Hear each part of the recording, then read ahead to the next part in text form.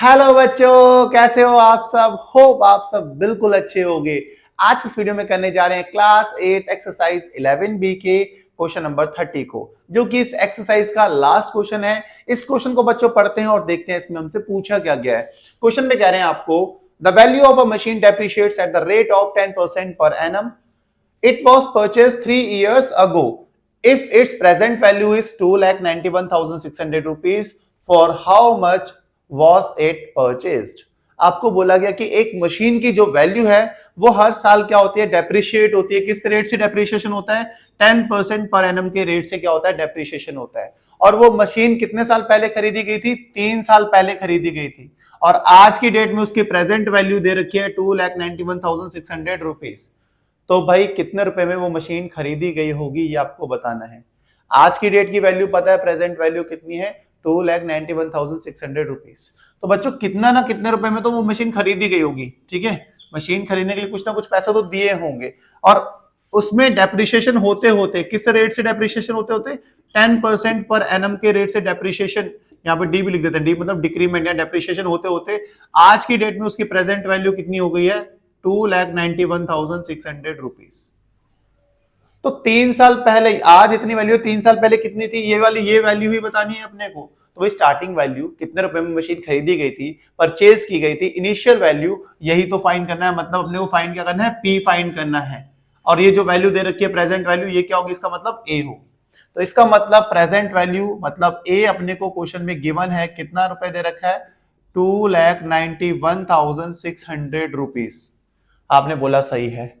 Depreciation का rate भी दे रखा है, किस रेट से डेप्रिशिएट कर रही है? 10% पर एनम के रेट से। और ये डी हमें शो कर रहा है कि डेप्रिशिएशन हो रहा है यहाँ पे। टाइम कितना बाद दिया गया है? 3 इयर्स दे रखा है हमें। अब हमें वैल्यू बतानी है, इनिशियल वैल्यू बतानी है, मतलब फाइंड करना है अपने को, पी फाइंड करना है। और पी फाइंड करने का हमें फॉर्मूला पता है, पी ए इक्वल्स टू कितना होता है? पी फाइंड करने का फॉर्मूला क्या होता है? A equals to P with in bracket में 1 minus R upon 100 whole power N.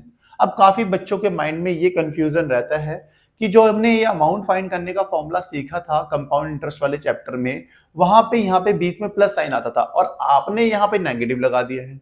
भाई वहां पे जब आपने पढ़ा था ना, तो वहां पे ध्यान से देखना, वो जो रेट होता था ना, वहां पे डेप्रिशिएशन की बात नहीं होती। वहां पे हर साल क्या होता है? इंक्रीमेंट होता था।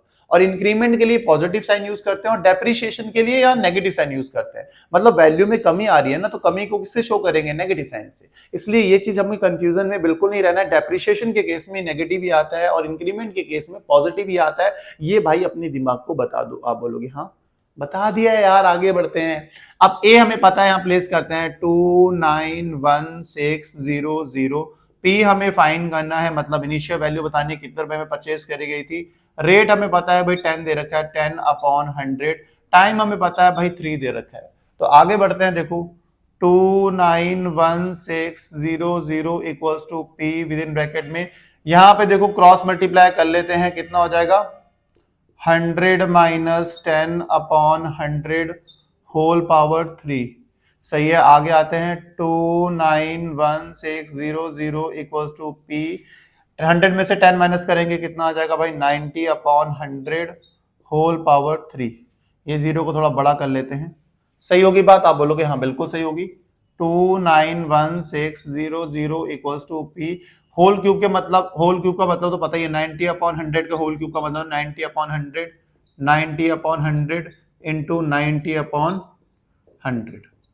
देखो सबसे पहले इस जीरो से ये जीरो गया, इस जीरो से ये जीरो गया, इस जीरो से ये जीरो चला गया, तो हम बचा क्या हमारे पास? 2,91,600 इक्वल्स टू पी इंटू क्या बचा है? 9 into 9 whole divided by 100 into 10 कितना होता है? 1000। तो यहां तक नीचे अब जगह नहीं है, तो इसको यहां कर लेता हूं आगे। 2,91,600 इक्वल्स टू पी इंटू, देखो यहां पे ध्यान से 9 इंटू 9 इंटू 9 मतलब 9 का क्यूब। 9 के क्यूब की वैल्यू क्या होती है? आप बोलोगे 729। तो यहां लिख देते हैं 729 होल डिवाइडेड बाय 1000। सही है बात? आप बोलोगे बिल्कुल क्लियर बात है। तो अब 1000 को इधर मल्टीप्लाई में ले आते हैं। 2,91,600 into 1000 equals to P into 729। और 729 को इधर डिवाइड में ले आते हैं, 291,600 into 1000 divided by 729 equals to P. 729 से डायरेक्टली कैंसिल आउट हो जाता है, ये कितने टाइम्स, 729 से 4 टाइम्स और ये 0 0, तो 400 हो गया, 400 इंटू 1000, तो कितना आएगा, 400 को 1000 से मल्टीप्लाई करेंगे तो 4 लाख।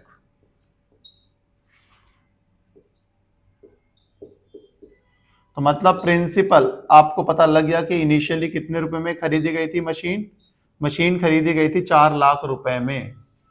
ठीक है, तो हम कह सकते हैं hence machine was purchase for rupees 4 lakh. ठीक है, मशीन कितने रुपए में खरीदी गई थी, 4 लाख रुपीज में, 4 लाख रुपए में खरीदी गई थी। यही है हमारा क्वेश्चन।